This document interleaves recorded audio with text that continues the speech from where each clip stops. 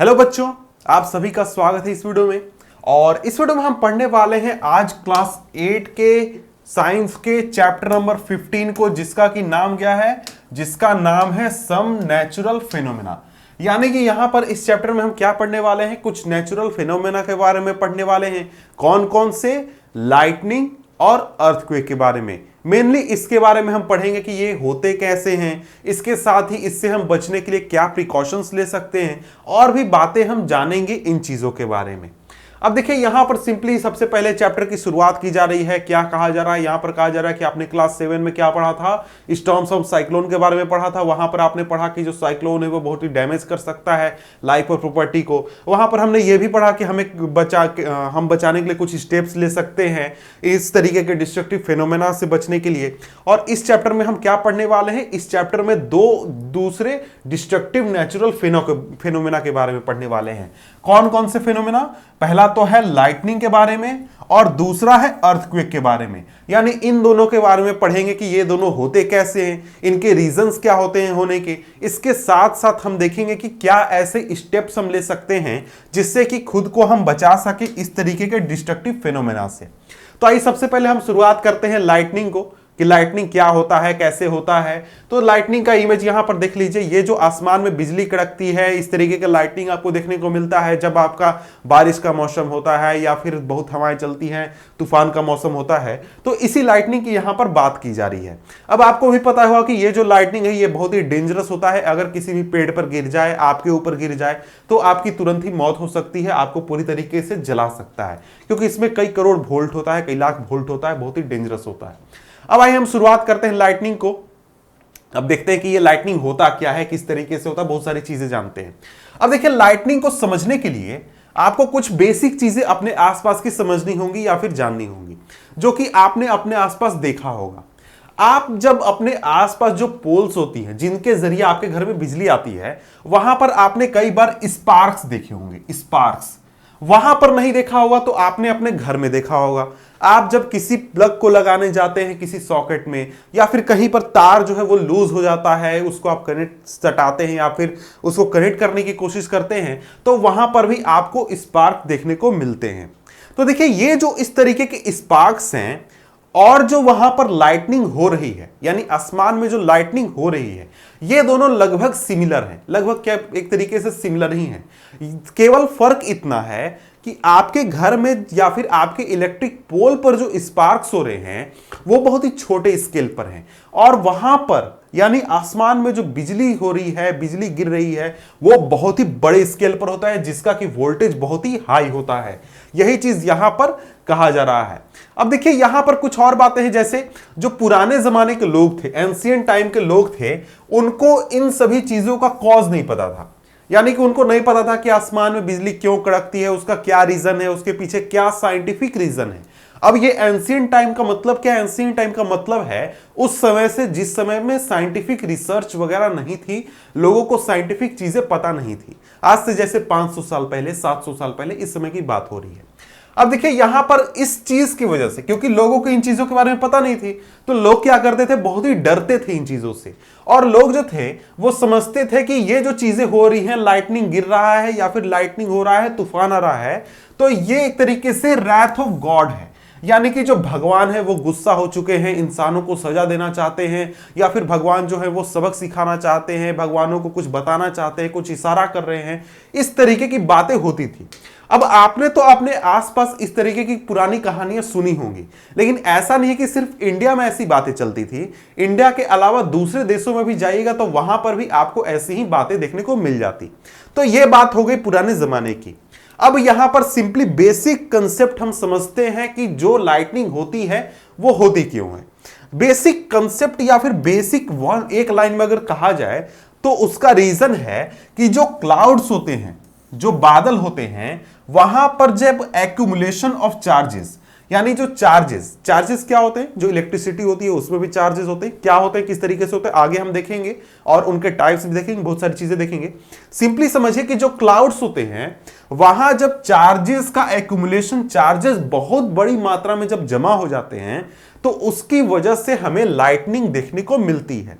अब देखिए यहां पर कहा जा रहा है कि हमें लाइटनिंग से डरने की जरूरत नहीं है जैसा कि पुराने जमाने के लोग डरते थे, बल्कि हमें प्रिकॉशन लेने की जरूरत है कि हम किस तरीके से अपने आप को बचा सकते हैं, क्या ऐसी चीजें कर सकते हैं कि जो स्पार्क्स है उससे हमें कम से कम हानि हो, हमें ज्यादा नुकसान ना हो।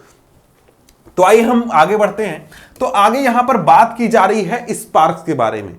The sparks that the Greeks knew about, यानी कि जो ग्रीक्स थे, यानी कि पुराने जमाने के जो ग्रीक लोग थे, उनको स्पार्क्स के बारे में थोड़ी मोड़ी जानकारी थी। तो उसके बारे में थोड़ा बात कर लेते हैं, फिर आगे हम चैप्टर में पढ़ेंगे और भी चीजें पढ़ेंगे लाइटनिंग के बारे में।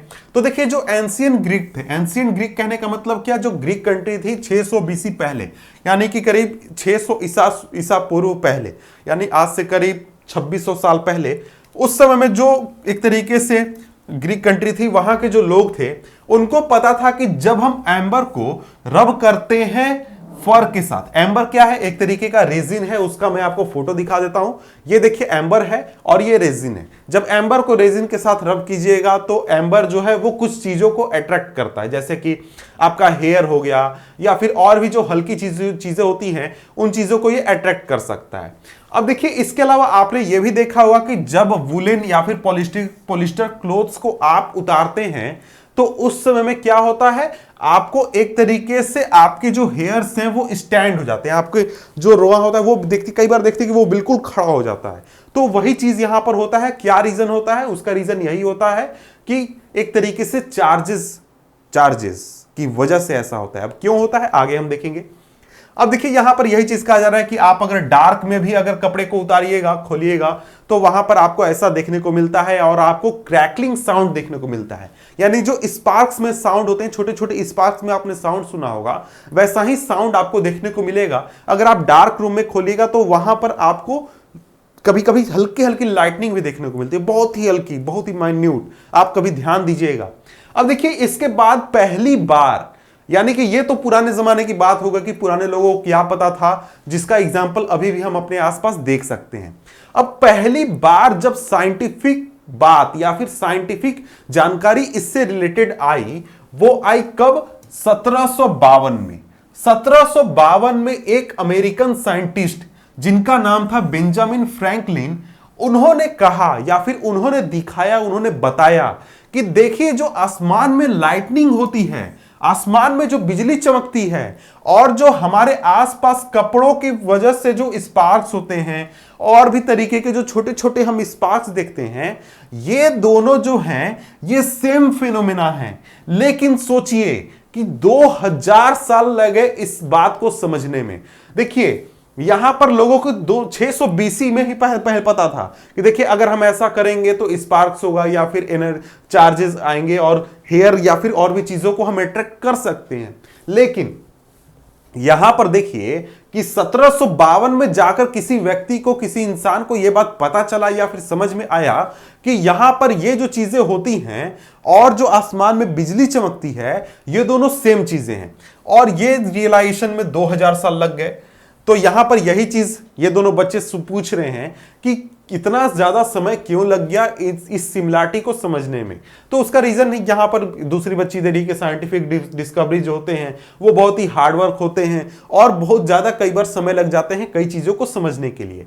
अब देखिए यहां पर हम समझ गए कि इलेक्ट्रिक चार्जेस जो होते हैं या फिर इलेक्ट्रिक जो इस तरीके की एनर्जी होती है वो सिमिलर है। यानी जो आपके पोल पर स्पार्क होता है, आपके घर में स्पार्क होता है, या फिर आपके कपड़ों की वजह से जो स्पार्क होता है या फिर चार्जेस जनरेट होते हैं, वो सभी एक जैसे हैं, सेम हैं। तो अब हम आगे बढ़ते हैं और एक तरीके से समझते हैं कि जो इलेक्ट्रिक चार्जेस हैं उनके प्रॉपर्टीज क्या हैं, उनके बारे में और भी जानकारी हम देखते हैं। और एक तरीके से हम देखेंगे कि किस तरीके से वो आसमान में जो लाइटनिंग होती है उससे कैसे रिलेटेड है। अब आइए हम आगे बढ़ते हैं। तो आगे यहां पर कहा जा रहा है कि कुछ हम एक्टिविटीज करते हैं और जिसके जरिए हम समझेंगे कि जो इलेक्ट्रिक चार्जेस होते हैं उनका नेचर हम समझने की कोशिश करेंगे।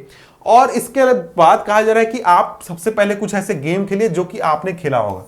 तो आपने यहां पर कहा जा रहा है कि जब आप प्लास्टिक स्केल को लेते हैं और उसको ड्राई हेयर पर रब करते हैं तो वो जो स्केल है वो स्मॉल पीसेस ऑफ पेपर को अट्रैक्ट कर सकता है। ये लगभग सभी बच्चों ने ये एक्सपेरिमेंट किया हुआ होता है अपने बचपन में, मैंने भी किया था, आपने भी किया होगा कि क्या कीजिएगा, स्केल लीजिएगा, प्लास्टिक स्केल, उसको ऐसे ऐसे रब कीजिएगा और छोटे छोटे आप पीसेस तोड़ लीजिएगा, फाड़ लीजिएगा पेपर के, उसको जब आप ऐसे सटाइएगा तो वो अट्रैक्ट करता है। जैसे यहां पर एग्जांपल देखिए, यहां पर देखिए ये प्लास्टिक स्केल है, इसको क्या किया गया, रब किया गया ऐसे, और रब करने के बाद जब छोटे छोटे पेपर के पीसेस के पास ले जाइएगा तो वो उसको अट्रैक्ट करता है, अपने ओर खींचता है। इसी तरीके से लोग जो है वो कॉम के साथ भी करते हैं, यानी जो कंघी होती है उसके साथ भी करते हैं। आप कॉम को रब कीजिए, उसके बाद अट्रैक्ट कीजिए तो वो अट्रैक्ट करेगा। इसी छोटे से एक्सपेरिमेंट की बात यहां पर की जा रही है। और इसका रीजन भी क्या है, इसका रीजन भी यही है कि यहां पर चार्जेस इसका काम कर रहे हैं। अब देखिए यहां पर अब हम चार्जेस के बारे में जानते हैं या फिर चार्जेस को समझते हैं, यानी कि जो चार्जेस होते हैं वो कितने प्रकार के होते हैं, कैसे होते हैं, क्या क्या नाम होते हैं उनके, इनको हम देख लेते हैं। अब यहां पर एक्टिविटी, फिर से एक्टिविटी आपको कराई जा रही है। एक्टिविटी में सिंपली यहां पर यही है कि जब देखिए बॉल पेन रिफिल को आप रब कीजिएगा पॉलीथीन के साथ, पॉलीथीन के एक पीस के साथ, तो वहां पर जब आप उसको ले जाइएगा पेपर के पास तो वो अट्रैक्ट करेगा। और यहां पर वही चीज है जो कि पहले हुआ, उसी एक्सपेरिमेंट की बात यहां पर की जा रही है। यहां पर टेबल है, इसको आप खुद से भर सकते हैं, यह आपके लिए है। अब देखिए यहां पर कहा जा रहा है इसी चीज को, अब चार्जेस को हम देख लेते हैं, चार्जेस को एक्सप्लेन किया जा रहा है। देखिए जब प्लास्टिक रिफिल को रब करते हैं पॉलीथीन के साथ तो ये जो होते हैं, यानी कि जो प्लास्टिक रिफिल होता है वो कुछ अमाउंट में, बहुत ही छोटे अमाउंट में इलेक्ट्रिक चार्ज एक्यूमुलेट कर लेता है, इलेक्ट्रिक चार्ज जमा कर लेता है। और ये जो इलेक्ट्रिक चार्ज होता है यही इसको इतनी पावर देता है या फिर इतनी शक्ति देता है कि ये दूसरी चीजों को अपनी ओर अट्रैक्ट करे। अब आप सोचिएगा कि प्लास्टिक रिफिल में चार्ज केवल क्यों आया, तो ऐसा नहीं है। चार्ज जब प्लास्टिक रिफिल में आता है तो इसके साथ साथ जिसके ऊपर हमने रब किया यानी पॉलीथीन, इसके ऊपर भी चार्ज आता है। ये दोनों चार्ज हो जाते हैं और इन दोनों के ऊपर चार्ज हो जाता है। और इसी तरीके से जब हम प्लास्टिक कॉम को रब करते हैं ड्राई हेयर के साथ तो वो भी स्मॉल चार्ज को एक्यूमुलेट कर लेता है। और जब ऐसे चार्जेस हो जाते हैं, किसी भी ऑब्जेक्ट के ऊपर चार्ज एक्यूमुलेट हो जाते हैं, तो ऐसे ऑब्जेक्ट को हम क्या कहते हैं, चार्ज ऑब्जेक्ट कहते हैं, charge object. In the process of charging the refill the plastic comb and polythene and hair also get charge. वही चीज जो मैंने कहा कि जब आप रिफिल को चार्ज करते हैं तो रिफिल के अलावा जो प्लास्टिक है वो भी, उसके ऊपर भी चार्ज हो जाता है। इसके साथ ही जब आप कॉम्ब को चार्ज करते हैं तो उसकी वजह से आपका हेयर जो है उसके ऊपर भी चार्ज हो जाता है। अब ऐसा होता क्यों है, इस चीज को हम आगे समझने वाले हैं। अब देखिए यहां पर सिंपली अगर मैं समझाऊं आपको एक पॉइंट में, तो यहां पर होता है कि देखिए जो आपका एक तरीके से रिफिल है और आपका जो हेयर है, आपका हेयर, जब आप इसको रब कीजिएगा तो यहां पर क्या होगा, कुछ इलेक्ट्रॉन्स जो हैं वो या तो यहां से चले जाएंगे या तो यहां से चले जाएंगे, यानी इलेक्ट्रॉन्स का आदान प्रदान हो जाएगा, एक्सचेंज हो जाएगा, जिसकी वजह से एक के ऊपर पॉजिटिव चार्ज आ जाएगा, एक के ऊपर नेगेटिव चार्ज आ जाएगा। ये बेसिक है। अब इसके बारे में हम और भी नीचे पढ़ने वाले हैं डिटेल में। अब देखिए यहां पर ये आपको मैं समझाने के लिए मैंने ये बताया। अब आगे देखिए यहां पर अगर हम आगे बढ़े तो यहां पर है types of charges and there interaction. तो यहां पर हमें चार्जेस जो होते हैं उनके टाइप्स पढ़ने हैं, यानी कि कितने प्रकार के चार्जेस होते हैं, वो कैसे इंटरेक्ट करते हैं और उनमें क्या फर्क होता है या फिर वो कैसे बिहेव करते हैं, इसको समझना है। अब यहां पर कहा जा रहा है कि आप दो बलून लीजिए, उनको इस तरीके से टांग दीजिए कि वो एक दूसरे को टच ना करें और उन दोनों बलून को आप वुलन क्लॉथ के साथ रब कर दीजिए और उनको रिलीज कर दीजिए। तो आप क्या ऑब्जर्व करेंगे, जब आप ऐसा करेंगे, दो बलून को टांग देंगे, उनको वुलन क्लॉथ के साथ रब करके टांग देंगे, तो शुरू में वो ऐसे थे, वो नॉर्मल पोजीशन में थे, लेकिन जब उनको आपने चार्ज करके यानी कि उनके ऊपर चार्ज देकर और आपने उनको टांग दिया तो क्या हुआ, वो एक दूसरे को रिपेल करने लगे, यानी एक दूसरे से दूर जाने की कोशिश करने लगे या फिर एक दूसरे को ढकेलने लगे, ऐसा वो करने लगे। ऐसा क्यों करने लगे, इस चीज को हमें समझना है। ये मेन पॉइंट है कि ऐसा वो क्यों कर रहे हैं, इस चीज को एक और एग्जाम्पल के बाद अब हम देखते हैं। एक एग्जाम्पल और ये है कि आप क्या कीजिए, यूज्ड पेन रिफिल लीजिए, यानी कि यूज किया हुआ पेन का जो रिफिल होता है उसको लीजिए और उसको आप पॉलीथीन के साथ रब कीजिए। उसको जब आप पॉलीथीन के साथ रब कीजिएगा, उसके बाद आप ग्लास के बर्तन में उसको रखिएगा, तो आप देखिएगा कि उसके साथ मतलब दो रखना है आपको, एक को रब किया आपने रखा, दूसरा रब किया रखा, तो आप वहां पर भी देखिएगा क्या होगा, वहां पर भी एक रिफिल जो है वो दूसरे रिफिल को रिपेल कर रहा है या फिर अपोज कर रहा है या फिर एक दूसरे से दूर जाने की ये दोनों कोशिश कर रहे हैं। यहां पर भी सेम फिनोमेना हो रहा है जो कि ऊपर हमने देखा था।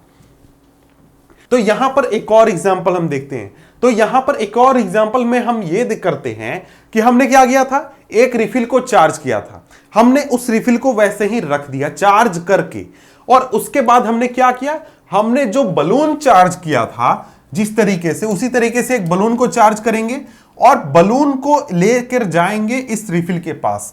लेकिन इस बार क्या होगा, इस बार ये जो बलून है और जो ये रिफिल है एक दूसरे को से दूर जाने की कोशिश नहीं करेंगे, बल्कि एक दूसरे के नजदीक आने की कोशिश करेंगे, यानी कि एक दूसरे को अट्रैक्ट करेंगे। और ऐसा क्यों होगा, यही चीज हमें समझना है। अब देखिए यहां पर हमने क्या समझा, यहां पर हमने देखा कि जो चार्जेस हैं उन्होंने दो तरीके से बिहेव किया।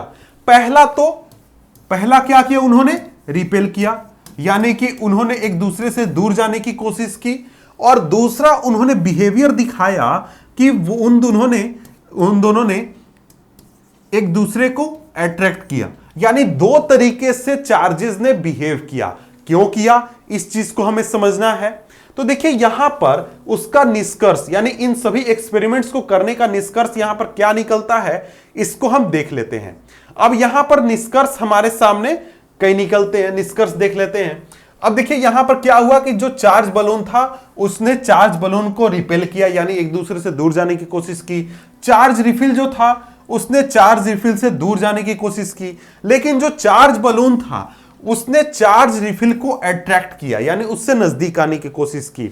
अब देखिए यहां पर ये क्या शो करता है, यहां पर ये शो करता है कि जो बलून के ऊपर चार्ज है वो रिफिल के ऊपर जो चार्ज है उससे डिफरेंट है या फिर अलग है।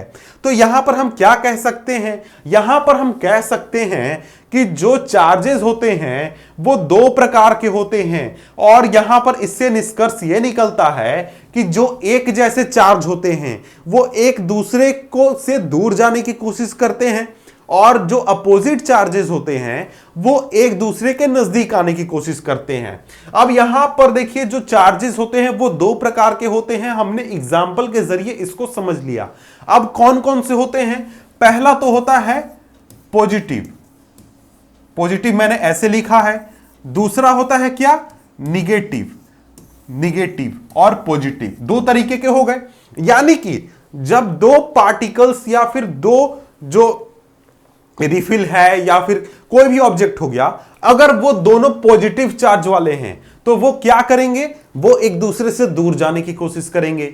उसी तरीके से अगर कोई दो पार्टिकल हैं निगेटिव चार्ज वाले तो वो भी एक दूसरे से दूर जाने की कोशिश करेंगे। लेकिन एक ऑब्जेक्ट है पॉजिटिव चार्ज वाला, एक ऑब्जेक्ट है निगेटिव चार्ज वाला, तो वो क्या करेंगे, एक दूसरे के नजदीक आने की कोशिश करेंगे, यानी एक दूसरे को वो क्या करेंगे, एक दूसरे को वो अट्रैक्ट करेंगे। इस चीज को यहां पर हमें मेनली समझना था।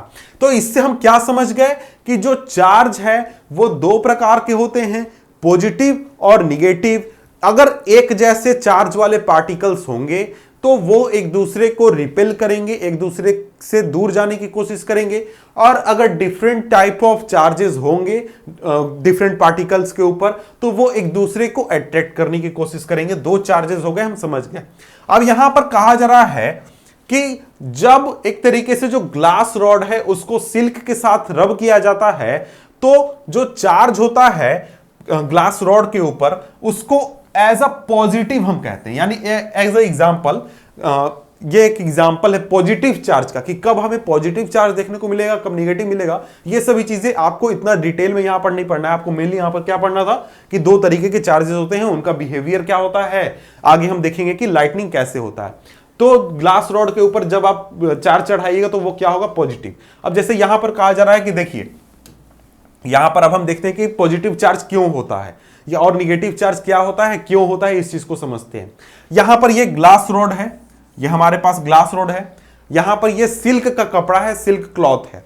हमने ग्लास रॉड को सिल्क क्लॉथ के साथ रब किया, रगड़ा, तो यहां पर क्या हुआ, जो ग्लास क्लॉथ है उसने कुछ इलेक्ट्रॉन इस सिल्क क्लॉथ को दे दिया, यानी सिल्क क्लॉथ को कुछ इलेक्ट्रॉन दे दिए। तो इससे क्या हुआ, जो ग्लास रॉड है उसके ऊपर पॉजिटिव चार्ज हो गया, पॉजिटिव चार्ज, और यहां पर ये जो सिल्क क्लॉथ है इसके ऊपर क्या हो गया, निगेटिव चार्ज, निगेटिव चार्ज। अब ये पॉजिटिव क्यों है, ये निगेटिव क्यों है, क्योंकि देखिए जब आप किसी को कर्ज दे दीजिएगा, किसी को आप पैसे दे दीजिएगा, तो आप क्या है, आप बड़ा आदमी हैं, आपके ऊपर पॉजिटिव है कि हाँ मेरे पास ज्यादा पैसा है।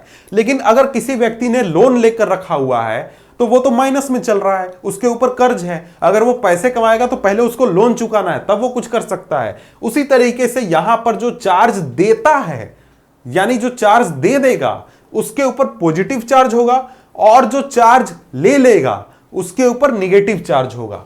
यही चीज आपके दो प्रकार के चार्जेस होते हैं।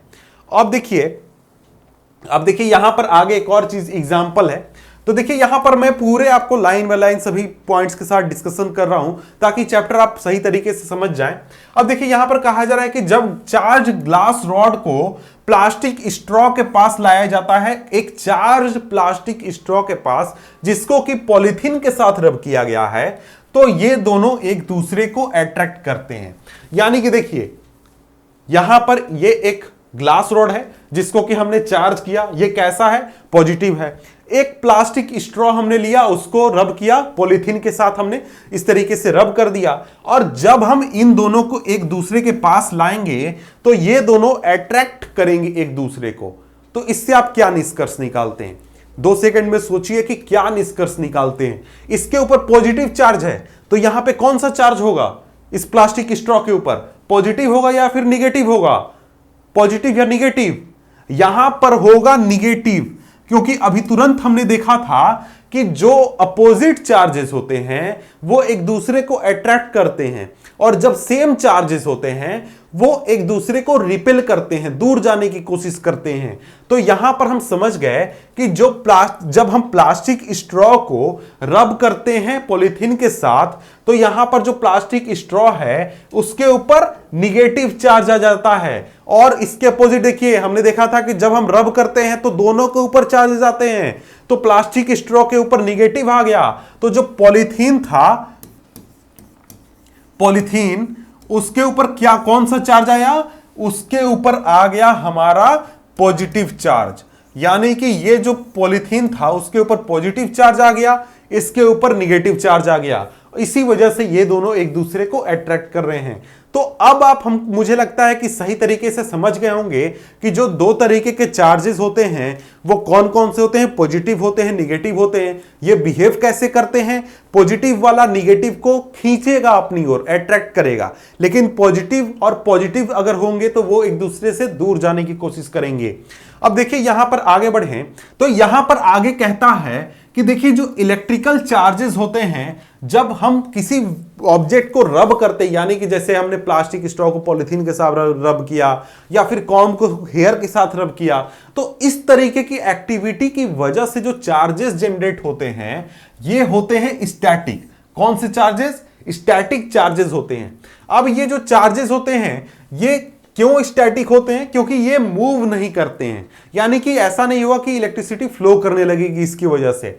अब देखिए जब हमारे चार्जेस मूव करने लगेंगे, मूव करने का क्या मतलब है, जैसे कि आप जो इलेक्ट्रिकल अप्लायंस यूज करते हैं, यानी घर में जैसे पंखा चलता है, टीवी चलता है, कूलर चलता है, और भी चीजें चलती हैं, तो उसके लिए जो इलेक्ट्रिसिटी लगती है वो उसमें क्या होते हैं, उसमें जो चार्जेस होते हैं वो मूव करते हैं, फ्लो करते हैं। तो ये जो चार्ज हो गया, चार्ज का टाइप हो गया, ये हो गया डायनेमिक। यानी कि यहां पर हम सिंपली समझ गए कि चार्ज के कितने प्रकार, 2 प्रकार, मूवमेंट के हिसाब से।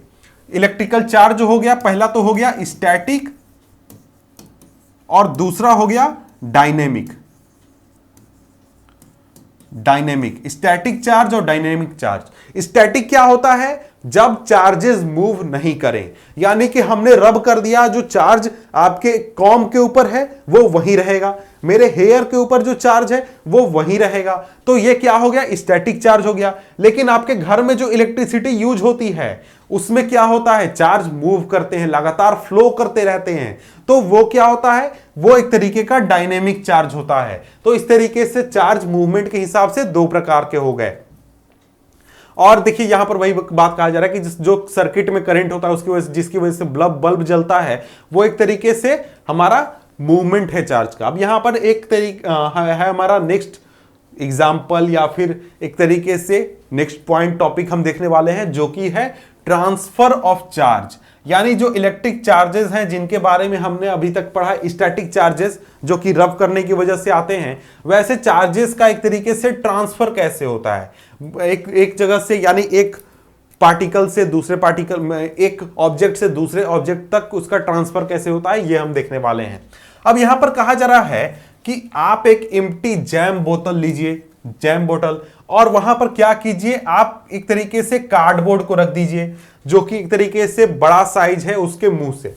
अब यहां पर पढ़ने से अच्छा है कि मैं आपको फोटो के जरिए समझा दूं। तो यहां पर सिंपली कहा जा रहा है, ये फोटो देखिए, इस फोटो के जरिए आप ज्यादा बेटर से समझ जाएंगे, उतना पढ़ने से अच्छा होगा।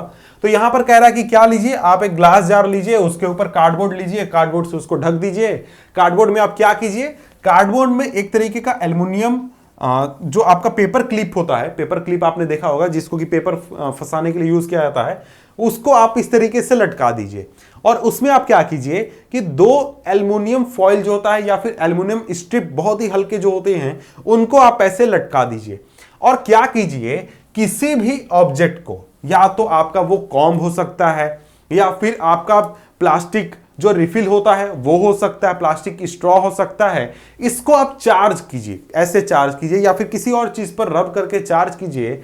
आप उस चार्ज को यहां पर पेपर क्लिप के ऊपर वाले हिस्से में दीजिए, क्या कीजिए, उसको टच करिए ऐसे।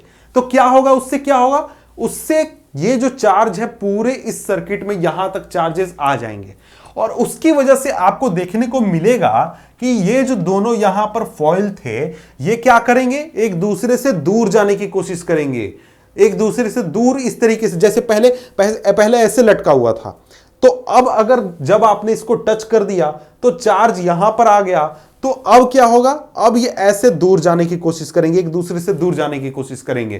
तो इससे हमें क्या समझ में आता है, क्या पता चलता है, इससे हमें पता चलता है कि जो मेटल होता है वो चार्जेस को कंडक्ट करता है, यानी कि ट्रांसफर कर सकते हैं हम चार्जेस को। यहां पर चार्ज था प्लास्टिक के ऊपर, हमने इस मेटल को टच किया तो क्या हो गया, चार्ज यहां से यहां तक पहुंच गया।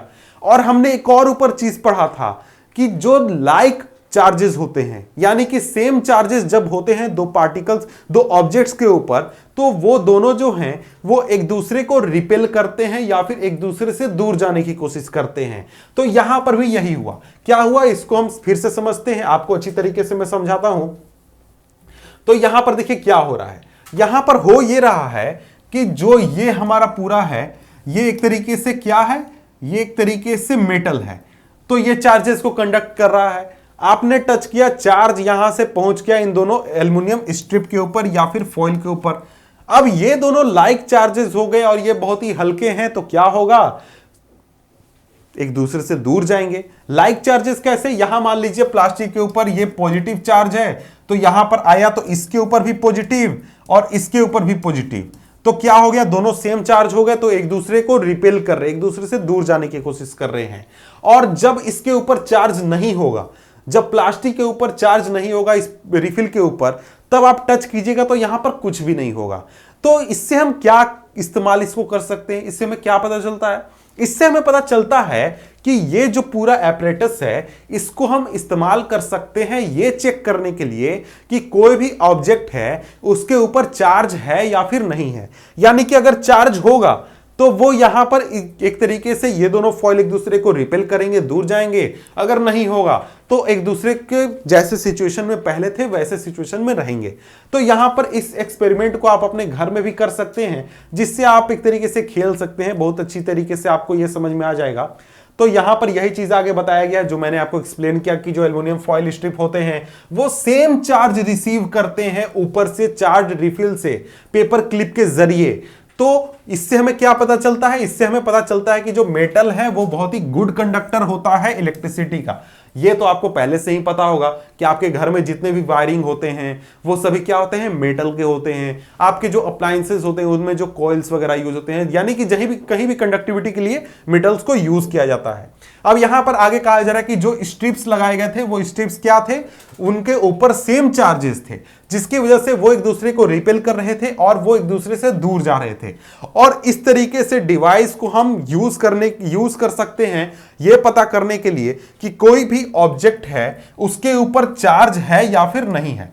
और इस तरीके के इस डिवाइस को क्या कहा जाता है, इलेक्ट्रोस्कोप कहा जाता है। इलेक्ट्रोस्कोप कहा जाता है जिसके जरिए किसी भी ऑब्जेक्ट के चार्ज को हम पता करते हैं। अब यहां पर आगे बढ़िए तो यहां पर कहा जा रहा है कि यहां पर हमें यह पता चलता है कि जो इलेक्ट्रिकल चार्ज है उसको एक ऑब्जेक्ट से दूसरे ऑब्जेक्ट तक ट्रांसफर किया जा सकता है मेटल कंडक्टर के जरिए। यानी जो मेटल कंडक्टर हमारे डायनेमिक इलेक्ट्रिसिटी में यूज होता है, आपके पूरे वायरिंग में यूज होता है, पोल्स पर यूज होता है, हर जगह पर यूज होता है, उसको स्टैटिक चार्जेस को भी ट्रांसफर करने के लिए यूज किया जा सकता है, ट्रांसफर होता है। अब यहां पर एक और चीज आप एक्सपेरिमेंट कीजिएगा, ये तो आप आसानी से अपने घर में एक्सपेरिमेंट कर सकते हैं, करके देखिएगा। यहां पर कहा जा रहा है कि हमने तो ये एक्सपेरिमेंट कर लिया कि एक रिफिल को चार्ज किया और उसको जाकर हमने टेस्ट किया कि उसके ऊपर चार्ज है या फिर नहीं है। आपने टच करके चार्ज उस पर चढ़ा दिया, अब उसको स्लाइटली जाकर केवल छू दीजिए। वहां पर आप अगर उसको छू दीजिएगा तो वो जो उसके ऊपर से चार्ज था वो खत्म हो जाएगा और जो भी वो एक्टिविटी कर रहा था वो उसका एक्टिविटी बंद हो जाएगा। यानी कि वहां पर चार्जेस जो होंगे वो अब वैसे बिहेव नहीं करेंगे, यानी जो ऑब्जेक्ट्स थे वो वैसे बिहेव नहीं करेंगे जैसा वो चार्ज होने पर बिहेव कर रहे थे। तो इससे हमें क्या पता चलता है, इससे हमें पता चलता है कि देखिए जो चार्ज हैं वो एक तरीके से जो चार्ज हैं वो वहां से अब हट चुके हैं, खत्म हो चुके हैं। तो इससे सिंपली हमें यह पता चलता है कि जो एक तरीके से कोई भी ऑब्जेक्ट है, यानी वहां जो चार्ज था उस ऑब्जेक्ट के ऊपर वो वहां से ट्रांसफर होकर हमारे बॉडी में आ गया और उस तरीके से उसका चार्ज खत्म हो गया। और इसका यही चीज यहां पर भी लिखा हुआ है कि the reason that the foil strips lose charge to the earth through your body We saw the foil strips are discharged। यहां पर कहा जा रहा है कि ऐसा क्यों हुआ कि वो पहले की स्थिति में आ गए, यानी कि पहले ऐसे थे, चार्ज होने पर हमने उनको जाकर छू दिया तो क्या हो गया, वो ऐसे हो गए, नॉर्मल हो गए, बिल्कुल लटक गए, कोई उनको फर्क अब नहीं पड़ता है। क्यों? क्योंकि वो अब डिस्चार्ज हो चुके हैं, यानी कि उनका चार्ज अब खत्म हो चुका है। और ऐसा क्यों हुआ? ऐसा हुआ क्योंकि हमने जब उस ऑब्जेक्ट को टच किया, मेटल को टच किया, तो जो उसके ऊपर चार्ज था वो हमारे बॉडी के जरिए अर्थ में चला गया और बिल्कुल जीरो हो गया उनके ऊपर चार्ज। और इस तरीके के प्रोसेस को, यानी कि वैसा प्रोसेस जिसमें कि हम जो चार्ज है उसको ट्रांसफर कर देते हैं अर्थ तक किसी भी चीज के जरिए, उसको हम अर्थिंग कहते हैं। अर्थिंग कहते हैं, यानी कि यहां पर क्या कर रहे हैं, हम यहां पर ट्रांसफर कर रहे हैं किसी भी ऑब्जेक्ट के चार्ज को अर्थ तक। तो ये जो अर्थिंग वर्ड है ये आपने कई बार सुना होगा कि किसी भी अप्लायंस में अर्थिंग की जरूरत होती है, घर में आपके अर्थिंग लगा हुआ होगा। तो वहां पर हम क्या करते हैं, कोई भी ऑब्जेक्ट है उसके ऊपर अगर चार्ज आ गया तो उसको हम अर्थ में ट्रांसफर कर देते हैं। इसी प्रोसेस को हम अर्थिंग कहा जाता है। तो यहां पर देखिए हमने चार्जेस के बारे में समझ लिया, चार्जेस को देख लिया कि चार्ज क्या होता है, कितने प्रकार का होता है। चार्ज क्या होता है, दो प्रकार के होते हैं, पहला तो पॉजिटिव और दूसरा निगेटिव। लाइक चार्जेस एक दूसरे को रिपेल करेंगे, अपोजिट चार्जेस एक दूसरे को अट्रैक्ट करेंगे। इसके साथ साथ जो चार्जेस होंगे उनको हम एक तरीके से अर्थ भी कर सकते हैं, यानी अर्थ में ट्रांसफर करके डिस्चार्ज भी कर सकते हैं। और उनको रब करने से जो चार्जेस जनरेट होते हैं वो स्टैटिक चार्जेस होते हैं, स्टैटिक चार्जेस, ये ध्यान में रखिएगा। डायनेमिक चार्जेस आपको यहां पर नहीं पढ़ना है, आपको यहां पर स्टैटिक चार्ज पढ़ना है, क्योंकि जो लाइटनिंग होता है उसका रीजन क्या होता है, स्टैटिक चार्ज होता है, वहां पर डायनेमिक चार्ज नहीं होता है। वहां पर ऐसा नहीं है कि वायरिंग का कनेक्शन किया हुआ है कि वहां पर हम ऐसे से तार टच करके वहां पर इलेक्ट्रिसिटी हम जनरेट कर रहे हैं, वैसा नहीं है। वहां पर स्टैटिक चार्जेस की वजह से ऐसा बिहेवियर होता है। अब यहां पर ये सभी चीजें तो हमने समझ लिया। अब हम मेन पॉइंट पर आते हैं, यानी कि लाइटनिंग के ऊपर आते हैं। तो आपने इन चार्जेस को सही तरीके से समझ लिया कि जो चार्जेस होते हैं वो दो प्रकार के होते हैं। चार्जेस जो होते हैं अपोजिट चार्जेस, वो एक दूसरे को अट्रैक्ट करते हैं। जो सेम चार्जेस होते हैं वो एक दूसरे को रिपेल करते हैं। चार्जेस जो हैं वो अर्थ हो सकते हैं, ट्रांसफर हो सकते हैं, और भी तरीके के बिहेवियर दिखाते हैं। इन सभी चीजों को समझने के बाद अब हमारे लिए ये बहुत ही आसान हो गया है कि हम आसानी से लाइटनिंग को समझा सकते हैं या फिर पढ़ सकते हैं कि लाइटनिंग क्यों होता है, कैसे होता है, क्या उसके रीजंस हैं। तो यहां पर अब हम लाइटनिंग को समझते हैं बहुत ही आसानी से, आपको कोई अब ज्यादा प्रॉब्लम नहीं होने वाला है। आपने क्लास 7 में थंडरस्टॉर्म का डेवलपमेंट पढ़ा था। वहां पर आपने देखा था कि जो थंडरस्टॉर्म है वो कैसे डेवलप होता है। तो वहां पर हम देखा था कि जो एयर करेंट्स होते हैं, यानी हवाएं जो होती हैं वो ऊपर की ओर फ्लो करती हैं, और वहीं जो वाटर ड्रॉपलेट्स हैं हमेशा की तरह वो नीचे की ओर बारिश की बूंदें गिरती हैं। तो इस वजह से, इस तरीके से लगातार मूवमेंट की वजह से कि हवाएं ऊपर जा रही हैं, वाटर ड्रॉपलेट्स नीचे आ रहे हैं, तो इसकी वजह से क्या होता है, इसकी वजह से सेपरेशन ऑफ चार्जेस होता है। सेपरेशन ऑफ चार्जेस कहने से क्या मतलब है? इससे मतलब है कि हमने देखा था कि दो तरीके के चार्जेस होते हैं, पॉजिटिव और निगेटिव, और ये दोनों बादल के अलग अलग हिस्से में जमा हो जाते हैं।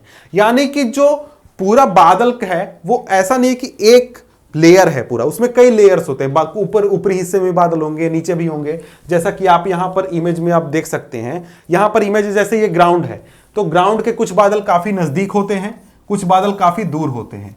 तो इस तरीके की सिचुएशन यहां पर होती है। तो यहां पर क्या होगा कि जो आपका जो चार्जेस हैं वो सेपरेट हो जाएंगे। अब इस सेपरेशन का जो प्रोसेस है, क्यों ऐसा होता है, ये साइंटिस्ट लोगों को क्लियरली नहीं पता है। आपको बस जान लेना चाहिए कि ऐसा होता है, अभी तक इसको सही तरीके से समझा नहीं गया है। तो यहां पर एक प्रोसेस होता है जिसके बारे में अभी तक नहीं पता है। उस प्रोसेस के जरिए जो पॉजिटिव चार्जेस होते हैं, पॉजिटिव चार्जेस वो बादल के ऊपरी हिस्से में जमा हो जाते हैं, यानी क्लाउड्स के ऊपरी हिस्से में, और जो निगेटिव चार्जेस होते हैं वो क्लाउड्स के निचले हिस्से में जमा हो जाते हैं। और देखिए इस तरीके से चार्जेस का सेपरेशन होता है। अब ये चार्जेस वही हैं जो हमने अभी ऊपर पढ़ा था, पॉजिटिव चार्ज और निगेटिव चार्ज, जो कि इस तरीके से हमें रब करने से या फिर और भी चीजों से हमें मिल रही थी। तो वही चार्जेस यहां पर हैं जो कि बादल के अलग अलग हिस्से में जमा हो जाते हैं। अब यहां पर एग्जांपल यहां पर आप सिंपली देख सकते हैं कि देखिए ये ग्राउंड है, यहां पर जमीन है। अब जमीन के ऊपर बादल है, बादल के कई लेयर्स होते हैं। ऊपरी हिस्से में पॉजिटिव चार्ज आ गया यहां पर, और यहां पर निगेटिव चार्ज आ गया। तो इस तरीके से चार्जेस का सेपरेशन हो गया। और इसके साथ साथ जो ग्राउंड है वहां पर भी पॉजिटिव चार्जेस आ जाते हैं, यानी कि पॉजिटिव बादल के ऊपरी हिस्से में, निगेटिव बादल के निचले हिस्से में, और जमीन पर पॉजिटिव। अब ऐसा होता क्यों है इसकी जानकारी नहीं है। ये क्या प्रोसेस है, क्यों होता है, अभी तक साइंटिस्ट लोग इसके बारे में पता नहीं लगाने पाए हैं। बस आपको अभी जान लेना है कि ऐसा होता है, जिसकी वजह से जो थंडरस्टॉर्म है, मेरा मतलब है कि जो लाइटनिंग है वो हमें देखने को मिलती है। अब देखिए यहां पर कहा जा रहा है कि ये चार्जेस हमेशा लगभग रहते हैं। कभी होता है कि बहुत थोड़ी मात्रा में रहते हैं, कभी होता है कि बहुत ज्यादा हो जाते हैं। तो जब इनका एक्यूमुलेशन, यानी कि इनकी क्वांटिटी, चार्जेस की क्वांटिटी बहुत ही ज्यादा हो जाती है, इतनी ज्यादा हो जाती है कि एयर, जो कि एक तरीके से इलेक्ट्रिसिटी का कंडक्टर नहीं है, वो इन चार्जेस को होल्ड नहीं कर पाता है या फिर रोक नहीं पाता है। वहां पर क्या होता है, एक तरीके से चार्जेस का फ्लो होता है, यानी कि चार्ज जो है वो एक जगह से दूसरी ओर जाना चाहता है, यानी पॉजिटिव निगेटिव वाले के पास जाना चाहता है और निगेटिव पॉजिटिव वाले के पास जाना चाहता है, ऐसा होता है। तो इस वजह से जब निगेटिव और पॉजिटिव चार्जेस मिलती हैं, और इसकी वजह से हमें क्या होता है, जनरेट होता है ब्राइट लाइट का एक स्ट्रीक, एक स्पार्क जनरेट होता है, और हमें साउंड देखने को मिलता है, साउंड सुनने को मिलता है। अब देखिए यहां पर आप समझ गए होंगे कि जो लाइटनिंग होती है वो आपके घर के जो स्पार्क होते हैं उससे बिल्कुल ही सिमिलर होती है। यहां पर क्या हुआ यहां पर निगेटिव चार्ज था, पॉजिटिव चार्ज था, ये जब आपस में मिले, टकराए, तो उसकी वजह से एक ब्राइट लाइट जनरेट हुआ। ये जो ब्राइट लाइट था ये एक तरीके का स्पार्क था, लेकिन बहुत ही बड़े स्केल पर, कई लाख वोल्ट, कई करोड़ वोल्ट वाला ये स्पार्क था, जिसका कि साउंड भी बहुत ही तेज होता है। तो अब आप समझ गए कि जो लाइटनिंग होती है वो कैसे जनरेट होती है। अब यहां पर आगे कहा जा रहा है वी सी स्ट्रिक्स एज लाइटनिंग, यानी कि जो स्ट्रिक, जिस स्ट्रिक की बात हो रही है, जिस स्पार्क की बात हो रही है, उसको एक लाइटनिंग के रूप में हम देखते हैं, यानी जो बिजली कड़कती है, यानी जो बिजली चमकती है, इस तरीके की एक्टिविटी के रूप में देखते हैं। The process is called an electric discharge. तो यहां पर क्या हो रहा है, यहां पर डिस्चार्ज हो रहा है। अब देखिए यहां पर अगर देखिए तो यहां पर इसको हम फिर से एक तरीके से रिविजिट करते हैं, देखते हैं, और इसको पूरी तरीके से हम फिर से समझने की कोशिश करते हैं ताकि आपको कंप्लीटली ये क्लियर हो जाए, कोई डाउट ना रहे। क्या हुआ, यहां पर थंडरस्टॉर्म का सिचुएशन है। थंडरस्टॉर्म का सिचुएशन है तो क्या हो रहा है, एयर जो है वो ऊपर की ओर मूव कर रहा है और जो हमारा बारिश है वो नीचे आ रहे हैं। तो इसकी वजह से क्या हो रहा है, इसकी वजह से हो रहा है कि जो चार्जेस हैं वो सेपरेट हो रही हैं, यानी बादल के ऊपरी हिस्से में पॉजिटिव चार्ज आ गया, निचले हिस्से में निगेटिव चार्ज आ गया, और इसके साथ साथ जो ग्राउंड है वहां पर भी पॉजिटिव चार्ज आ गया, पॉजिटिव चार्ज आ गया। तो क्या हो गया, चार्जेस का सेपरेशन हो गया। अब चार्जेस कभी कभी इतने ज्यादा हो जाते हैं कि जो एयर है वो इनको कंट्रोल नहीं करने पाता है, यानी कि इनको होल्ड नहीं करने पाता है। और आप जानते हैं कि जो एयर है वो स्पार्क का या फिर इलेक्ट्रिसिटी का बहुत ही बैड कंडक्टर है। आप घर में भी देखते हैं कि कहीं पर स्पार्क हो रहा है तो ऐसा थोड़ी है कि उड़कर आपके पास स्पार्क आ जाता है, ऐसा नहीं होता है। क्यों, क्योंकि एयर जो है वो इलेक्ट्रिसिटी का बहुत ही बैड कंडक्टर है। तो जब ये चार्जेस बहुत ही ज्यादा क्वांटिटी में हो जाते हैं तो ये चाहते हैं कि हम डिस्चार्ज हो जाएं। डिस्चार्ज हो जाए, कैसे हो जाए कि भाई हम जाकर अर्थ कहीं पकड़ लें और हम डिस्चार्ज हो जाए, हम अपनी जो पावर है उसको लूज कर दें, खत्म कर दें, या फिर हम पॉजिटिव चार्ज से जाकर मिल जाएं। कंप्लीटली ये डिस्चार्ज होना चाहते हैं। तो जो यहां पर निगेटिव चार्ज वाला है वो क्या होगा, चाहेगा कि हम यहां पर ग्राउंड पर जो पॉजिटिव चार्ज है इससे आकर मिल जाएं और हम डिस्चार्ज हो जाएं। यहां पर ये पॉजिटिव चार्ज वाला है, ये चाहेगा कि हम ये इस निगेटिव चार्ज वाले से मिल जाएं और यहां पर हम डिस्चार्ज हो जाएं। तो इस तरीके से जो लाइटनिंग है वो हमें देखने को मिलती है। लाइटनिंग यहां पर हमारा जनरेट होता है कि चार्जेस जो हैं वो सेपरेट हो गए तो वो डिस्चार्ज होना चाहते हैं, या फिर इतनी ज्यादा क्वांटिटी में है कि एयर उनको होल्ड नहीं कर पाता है, तो इस वजह से हमें लाइटनिंग देखने को मिलती है। अब यहां पर आगे बढ़िए तो यहां पर आगे कहा जा रहा है कि देखिए जो इलेक्ट्रिक डिस्चार्ज का जो प्रोसेस है वो 2 और मोर क्लाउड्स के बीच में भी हो सकता है, और ये हो सकता है क्लाउड और अर्थ के बीच में। जैसा कि अभी मैंने ऊपर कहा था कि देखिए क्लाउड के कई लेयर्स होते हैं, ऐसा नहीं कि एक ही क्लाउड रहेगा, एक ही लेयर में रहेगा, वैसा नहीं है। जो इलेक्ट्रिक डिस्चार्ज है, यानी कि जो पॉजिटिव और निगेटिव चार्ज मिलने का जो प्रोसेस है वो 2 क्लाउड्स के बीच में भी हो सकता है, जैसा कि ऊपर मैंने अभी बताया था, और क्लाउड और अर्थ के बीच में भी हो सकता है। यानी कि यहां देखिए, यहां पर क्या होगा, यहां पर ये बादल है, 2 लेयर्स हैं बादल के, ये दोनों कभी मिल जाएंगे तो यहां पर भी हमें स्पार्क देखने को मिलेगा, लाइटनिंग देखने को मिलेगा। कभी हमें ऐसा भी देखने को मिलता है जब आप देखते हैं कि बिजली जमीन पर गिर जाती है किसी पेड़ पर या फिर किसी घर पर। तो ये 2 तरीके के इलेक्ट्रिक डिस्चार्ज होते हैं। अब देखिए यहां पर आगे कहा जा रहा है, today we need not get frightened by lightning like the ancient people did, यानी कि आज जो है, आज हमें लाइटनिंग से या फिर बिजली चमकने से, कड़कने से हमें उतनी डरने की जरूरत नहीं है जैसा कि पहले के लोग डरा करते थे। लेकिन हमें इससे एक तरीके से सतर्क रहना चाहिए, डर के रहना चाहिए, हमें बचने की कोशिश करना चाहिए कि क्योंकि ये जो लाइटनिंग है ये हमारे लाइफ या फिर हमारे प्रॉपर्टी को नुकसान पहुंचा सकता है, और इसलिए हमारे लिए नेसेसरी है कि हम खुद को इससे बचा कर रखें। अब आइए हम आगे बढ़ते हैं और देखते हैं लाइटनिंग सेफ्टी को क्या क्या चीजें करनी चाहिए जिसकी वजह से हम बच सके या फिर हमारे ऊपर खतरा कम रहे। देखिए जब भी लाइटनिंग हो या फिर थंडरस्टॉर्म हो तो वहां पर कोई भी ओपन प्लेस, कोई भी खुली जगह सेफ नहीं है। अब देखिए जब भी आपको बिजली कड़कने की साउंड आए तो आपको पता चल जाए कि देखिए अब हमारे लिए खतरा है और हमें अब सेफ जगह जाना चाहिए। अब ये सेफ जगह कौन सा हो सकता है इसके बारे में देखते हैं। देखिए सेफ जगह बहुत सारे हो सकते हैं, उसको आगे हम थोड़ा सा देखेंगे अभी इसके बाद। तो यहां पर कहा जा रहा है कि जब भी ये बिजली कड़कने का प्रोसेस बंद हो, तो लास्ट जब आपको बिजली कड़कने का साउंड आए उसके बाद थोड़ी देर रुकिए, उसके बाद आप सेफ प्लेस से बाहर निकलिए। अब ये सेफ प्लेस कौन कौन से हैं, कहां पर रहना चाहिए, कहां पर नहीं रहना चाहिए, तो यहां पर अब हम देख लेते हैं। तो यहां पर कहा जा रहा है कि सेफ प्लेस, यहां पर कहा जा रहा है अ हाउस और बिल्डिंग इज सेफ प्लेस, यानी घर और कोई बिल्डिंग है वो सेफ प्लेस है। अगर आप ट्रैवल कर रहे हैं तो जो कार है या फिर बस है वो भी एक तरीके का सेफ प्लेस है।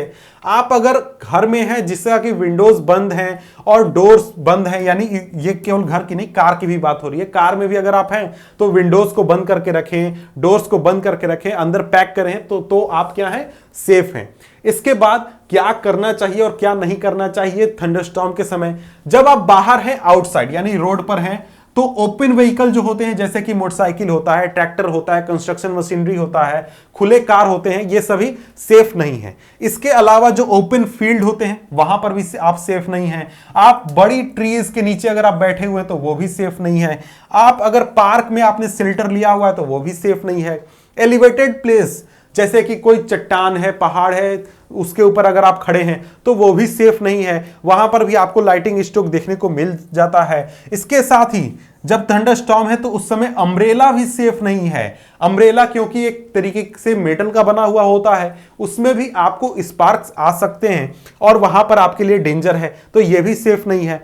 तो यहां पर अब क्या करना चाहिए और क्या नहीं करना चाहिए, तो देखिए जब आप किस जंगल में है या फिर बहुत घने पेड़ों के बीच में है, तो वहां पर जब आप भी शेल्टर लें तो छोटे पेड़ों के बीच लें, क्योंकि जो हमेशा बिजली होती है यानी जो लाइटनिंग होता है वो अर्थ के प्रति शॉर्टेस्ट पाथ खोजता है। शॉर्टेस्ट पाथ कहने का मतलब यह है, जैसे मैं आपको एग्जांपल में समझाता हूं, यहां पर इसका एग्जांपल मैं समझाता हूं कि देखिए यहां पर अगर बादल कड़क रहा है, बहुत ही ऊंचाई पर बादल कड़क रहा है, कितनी ऊंचाई पर, बहुत ज्यादा ऊंचाई पर, तो वहां पर क्या होगा कि जो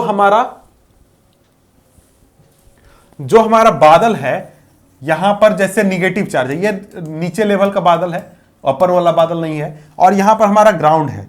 यहां पर क्या है, यहां पर पेड़ है, एक बड़ा पेड़ है और एक छोटा पेड़ है। तो यहां पर ये जो चार्जेस हैं जब ये डिस्चार्ज होने की कोशिश करेंगे ये बादल, तो ये शॉर्टेस्ट पाथ खोजेंगे अर्थ तक। तो शॉर्टेस्ट पाथ कहां पर है, ये बादल है, यहां पर इसको लंबा ट्रैवल करना पड़ता है, तो यहां पर ये नहीं आएगा बल्कि यहां पर आएगा। तो इसी वजह से आपको कहा जा रहा है कि जब आप जंगल में रहें तो छोटे पेड़ों के नीचे रहें, वो आपके लिए सेफ है।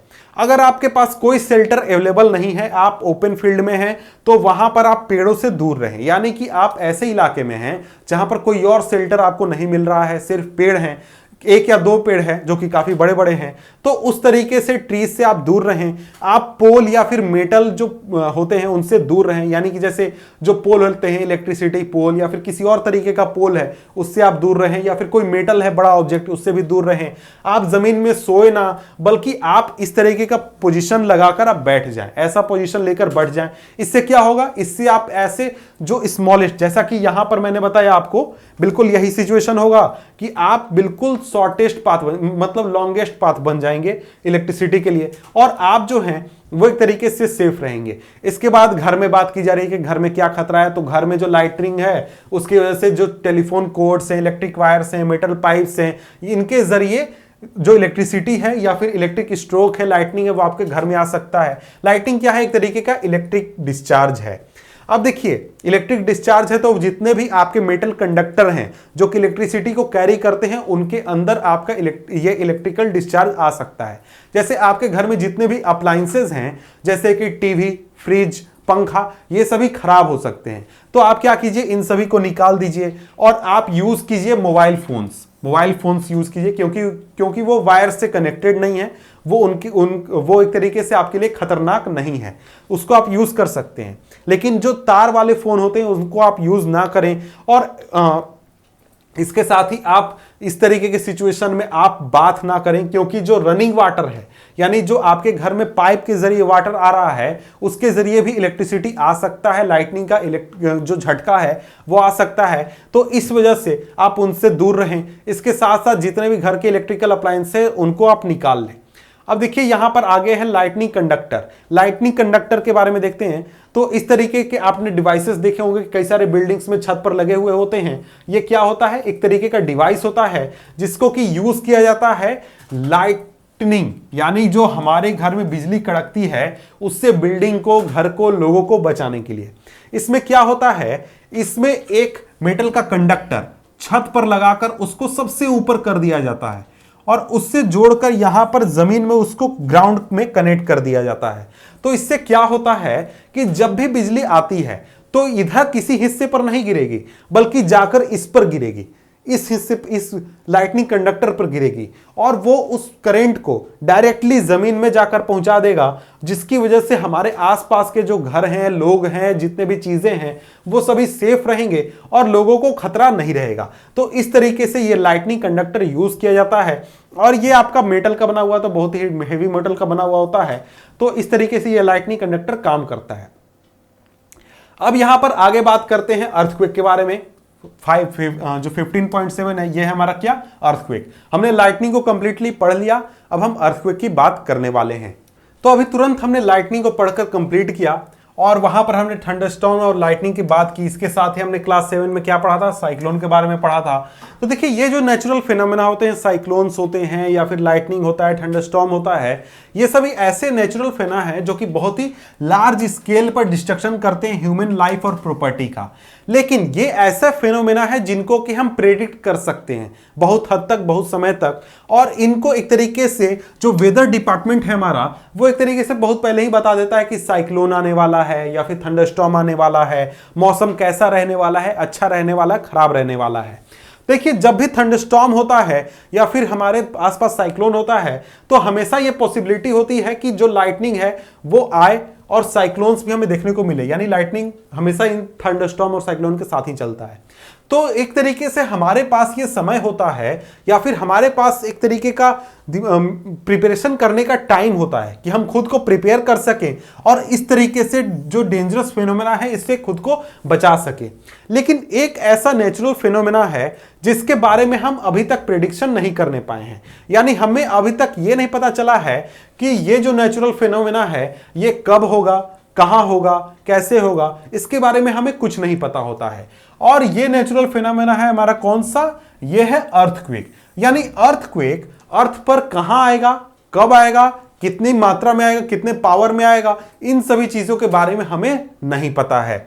अब देखिए यहां पर अर्थक्वेक के बारे में हम पता तो नहीं लगा सकते हैं कि कब आने वाला है, लेकिन इसके बारे में हम जान लेंगे क्यों होता है, कैसे होता है, और इसके साथ साथ इनसे बचने का क्या उपाय है कि हम ज्यादा से ज्यादा लाइफ को बचा सकें। इन सभी चीजों को हम देख लेंगे। तो यहां पर एग्जांपल है कि जैसे 2005 अक्टूबर में जो जम्मू कश्मीर है उसका, जम्मू कश्मीर के उरी में आया था हमारा अर्थक्वेक। इसके साथ साथ 26 जनवरी 2001 को भुज में आया था, जो कि गुजरात का एक डिस्ट्रिक्ट है, वहां पर अर्थक्वेक आया था, जिसकी वजह से बहुत ज्यादा डैमेज हुआ था, बहुत ज्यादा हानि हुई थी। यहां पर एक तरीके का इमेज आपको दिखाया गया कि इमेज में कितना डिस्ट्रक्शन होता है, जो बिल्डिंग्स होते हैं, घर होते हैं, वो सभी टूट जाते हैं, वो सभी डैमेज हो जाते हैं। अब देखिए यहां पर मेन पॉइंट आता है और जो हमें चीजें समझनी है इस चैप्टर में, यानी कि अर्थक्वेक के बारे में, वो क्या है, व्हाट इज एन अर्थक्वेक, यानी अर्थक्वेक होता क्या है, What happens when it occurs, यानी अर्थक्वेक जब होता है तब क्या होता है, What can we do to minimize its effect, यानी अर्थक्वेक के इफेक्ट को कम करने के लिए हम क्या चीजें कर सकते हैं। इन सवालों के जवाब यहां पर हम देखने वाले हैं। तो सबसे पहले हम समझते हैं कि अर्थक्वेक होता क्या है। अब देखिए अर्थक्वेक को सिंपली कहें तो अर्थक्वेक एक तरीके का प्रोसेस है जिसमें कि जो अर्थ है हमारा या फिर अर्थ का जो ग्राउंड है वो अचानक से शेक करने लगता है या फिर ट्रेम्बल करने लगता है, और ये काफी शॉर्ट समय के लिए होता है, यानी कि 1 मिनट, 2 मिनट, 5 मिनट, 10 मिनट, इससे ज्यादा नहीं होगा। आपको ऐसा नहीं है कि 2-3 घंटे तक आपका पूरा शहर हिलेगा, अर्थक्वेक आएगा, ऐसा कुछ आपको देखने को नहीं मिलता है। अब ऐसा होता क्यों है, ऐसा होता है क्योंकि जो हमारा अर्थ है, अर्थ क्रस्ट है, वो उसके अंदर कई तरीके के डिस्टरबेंसेस होते रहते हैं, उसकी वजह से ये होता है। अब इसको आइए आगे हम डिटेल में थोड़ा सा देख लेते हैं। अब डिटेल में देखना क्या है कि ऐसा होता क्यों है। अब देखिए अर्थक्वेक जो है वो ऐसा नहीं है कि कभी कभार साल 2 साल में एक बार आता है। अर्थक्वेक लगभग हमेशा आते रहता है, हर 1-2 दिन पर आते रहता है, कहीं ना कहीं पृथ्वी पर आते रहता है। लेकिन जो अर्थक्वेक होता है जो कि जनरली आते रहता है, वो इतनी कम पावर का होता है कि लोग उसको नोटिस भी नहीं करते हैं, ध्यान भी नहीं देते हैं कि अर्थक्वेक आया भी था या फिर क्या हुआ। जो साइंटिस्ट लोग होते हैं जो इसको पता लगाते रहते हैं, उनको पता चलता है कि देखिए अर्थक्वेक आया था, बहुत ही लिमिटेड क्वांटिटी का आया था और अर्थक्वेक आ रहा है। लेकिन जो नॉर्मल पीपल होते हैं उनको नहीं पता चलता है। लेकिन जो मेजर अर्थक्वेक होते हैं जिसकी वजह से आपके घर गिर जाएं या फिर आपका पूरे शहर का डिस्ट्रक्शन हो जाए, ऐसे अर्थक्वेक बहुत ही कम आते हैं। जनरली आपको साल में एक बार कहीं आ जाता है पूरी पृथ्वी पर, तो आपको न्यूज में देखने को मिलता है, या फिर कहीं और इलाके में आ जाता है तो न्यूज में आप सुनते हैं भूकंप आया, भूकंप आया, भूकंप आया, इस तरीके से हल्ला होने लगता है। और देखिए ये जो इस तरीके के मेजर अर्थक्वेक होते हैं, यही वो अर्थक्वेक होते हैं जो कि बहुत ज्यादा डैमेज करते हैं बिल्डिंग को, ब्रिजेस को, डैम्स को, इसके अलावा लोगों को, और इसकी वजह से बहुत ज्यादा लॉस हो सकता है लाइफ और प्रॉपर्टी में। अब देखिए जो अर्थक्वेक होते हैं इसकी वजह से फ्लड्स भी आ सकते हैं, लैंडस्लाइड भी हो सकते हैं, इसके साथ ही यहां तक कि सुनामी भी आ सकते हैं। अब देखिए आपको पता होगा कि 2004 में इंडिया में सुनामी आया था। वो क्यों आया था? वो अर्थक्वेक की वजह से आया था, और उसकी वजह से जो लोग थे या फिर जो एक तरीके से पूरा सिस्टम था, जो कि हमारे जो ओशियन के पास जो कोस्टल एरियाज होते हैं वहां पर जो लोग रहते थे उन्हें बहुत तरीके के लॉसेस देखने पड़े। अब देखिए जो लॉसेस थे वो कई प्रकार के हुए। बहुत सारे लोग थे जिनकी जान चली गई, बहुत सारे लोग थे जिनकी प्रॉपर्टी चली गई, यानी कि उनके दुकान चले गए, घर चले गए, और भी तरीके के लॉसेस हुए। बहुत सारे लोग घायल हुए, यानी लोगों को बहुत ज्यादा लॉस देखना पड़ा जो सुनामी आया था उसकी वजह से, और जो अर्थक्वेक हमेशा आते रहते हैं उसकी वजह से। अब हम आगे बढ़ते हैं और पढ़ते हैं अर्थक्वेक के रीजन के बारे में कि अर्थक्वेक जो है वो आता क्यों है, कैसे आता है। तो देखिए पहले हमने देखा था, यानी इस चैप्टर में थोड़ी देर पहले, कि जो अर्थक्वेक आता है वो क्यों आता है? अर्थ के इंटीरियर में जो डिस्टरबेंसेस होते हैं उसकी वजह से। अब अर्थक्वेक में कौन से डिस्टरबेंसेस ऐसे होते हैं जिसकी वजह से पृथ्वी पर हमें अर्थक्वेक देखने को मिलता है, इस चीज को हम देख लेते हैं। अब देखिए यहां पर ये हम अर्थ को देख सकते हैं जिसमें कि अर्थ के डिफरेंट लेयर्स को आपको दिखाया गया है कि देखिए अर्थ जो है उसमें कई सारे लेयर्स हैं, और जो लेयर हैं वो कई सारे हैं और डिफरेंट प्रकार के हैं। तो सबसे ऊपर जो लेयर है जिस पर कि हम रहते हैं जो कि है क्रस्ट। क्रस्ट जो है वो पृथ्वी का एक सॉलिड लेयर है जिसपे कि आप अपने आसपास जो समुद्र देखते हैं या फिर जो पहाड़ देखते हैं या फिर कोई भी चीज जो देख रहे हैं वो क्रस्ट का हिस्सा है। और क्रस्ट की मोटाई कहीं पर पतली है, कहीं पर ज्यादा है, कहीं पर 30 किलोमीटर है, कहीं पर 50 किलोमीटर है, इस तरीके से, यानी लगभग 50 किलोमीटर के आसपास इसकी मोटाई है। इसके बाद आती है मेंटल की। मेंटल एक लेयर है, मेंटल एक लेयर है जो कि एक तरीके से ठोस पत्थरों का लेयर है। उसके बाद है आउटर कोर और फिर है इनर कोर। आउटर कोर यहां पर दिखाया गया, लेकिन आउटर कोर ये वाला होगा, ये जो हिस्सा है हमारा ये आउटर कोर है, यहां तक यानी कि आउटर कोर है, और ये हमारा इनर कोर है, और ये है मेंटल। ये जो है यहां पर ये पूरा है, ये मेंटल है।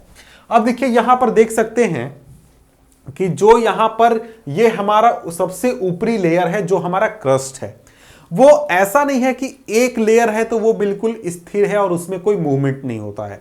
देखिए ये जो लेयर है हमारा आउटर कोर वाला, ये एक तरीके से लिक्विड फॉर्म में होता है, यानी कि जो आपने लावा अपने आसपास देखा है, ज्वालामुखी का आपने इमेज देखा होगा, फोटो देखा होगा, वीडियो देखा होगा, आप चाहे तो यूट्यूब पर खोज कर देख सकते हैं। उस जो फॉर्म में लावा होता है उसी फॉर्म में यहां पर जो हमारा लिक्विड फॉर्म में जो हमारा जितने भी मेटल्स होते हैं वो मौजूद होते हैं।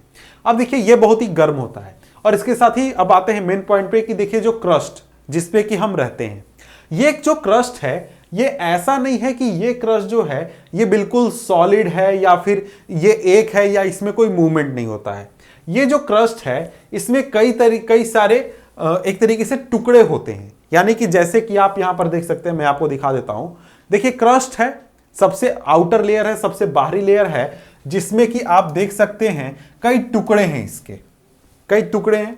और ये जो क्रस्ट है ये हमेशा मूवमेंट करते रहता है, यानी कि कई टुकड़े तो यहां पर आप देख सकते हैं कि एक टुकड़ा ये वाला है, एक टुकड़ा ये वाला है, एक टुकड़ा ये वाला है, एक टुकड़ा ये वाला है, एक नीचे है, एक यहां पर है, एक यहां पर है। सभी टुकड़े जो हैं वो अलग अलग मूवमेंट करते हैं, और ये सभी जो टुकड़े हैं कोई इधर जा रहा है, कोई इधर जा रहा है, कोई इधर जा रहा है, इस तरीके से मूवमेंट करते रहते हैं। अब देखिए मूवमेंट आप सोचिएगा तो इतना ज्यादा मूवमेंट नहीं होता है कि आपको पता चलेगा, मूवमेंट बहुत ही थोड़ा होता है। जैसे 1 साल में 1 मिलीमीटर या फिर 10 साल में 1 मिलीमीटर, यानी कि इतना सा मूव करेगा मात्र 1 साल में, 10 साल में, ये इतना मूवमेंट होता है इसका।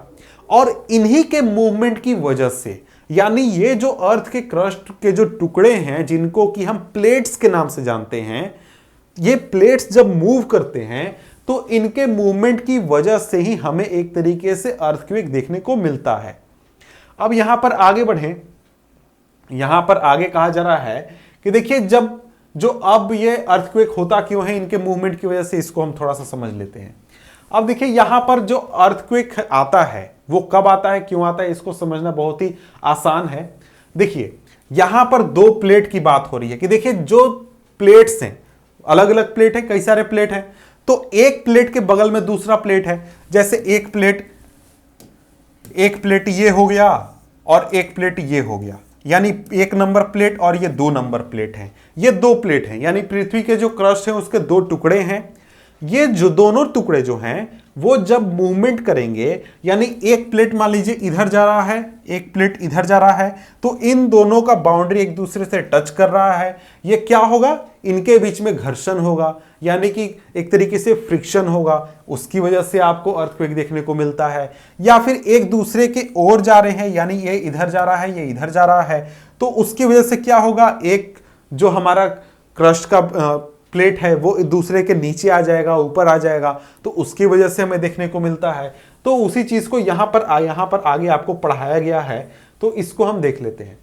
यहां पर कहा जा रहा है a plate goes under another due to collision, they cause disturbance in the earth crust, it is this disturbance that shows up an earthquake on the surface of earth. यानी कि जब भी 2 प्लेट आपस में इंटरेक्ट करते हैं, या तो जैसे यहां पर इमेज में क्या दिखा रहा है कि एक प्लेट दूसरे प्लेट के नीचे जा रहा है, तो ये एक तरीका है जिसकी वजह से अर्थक्वेक हमें देखने को मिलेगा।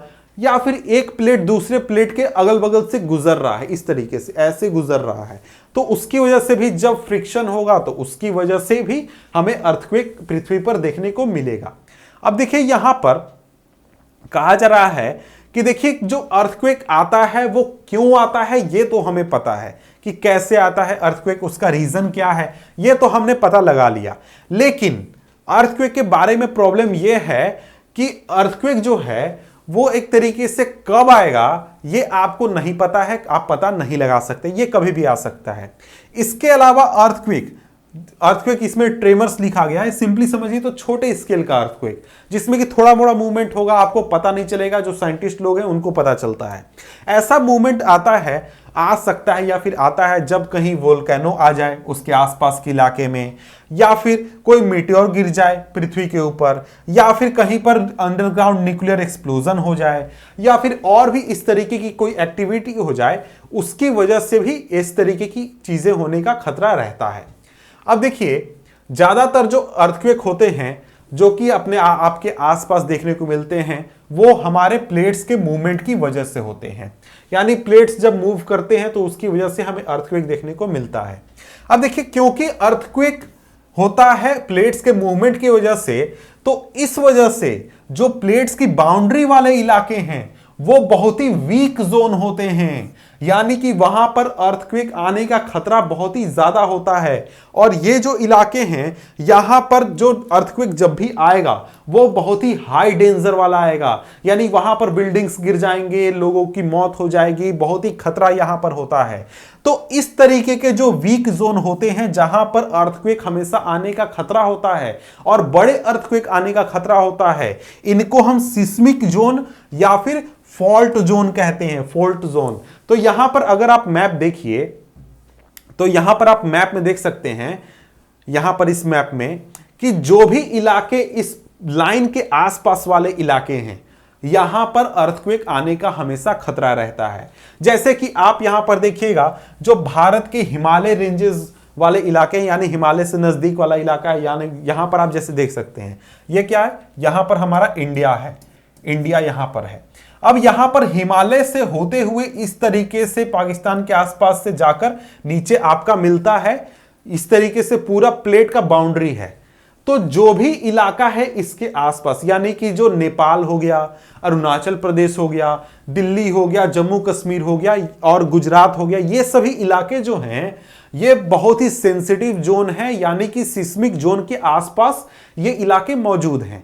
यानी जब भी यहां आएगा भूकंप तो बड़े स्केल का आ सकता है, यहां पर बहुत ही जल्दी जल्दी भूकंप आ सकता है, कभी भी आ सकता है।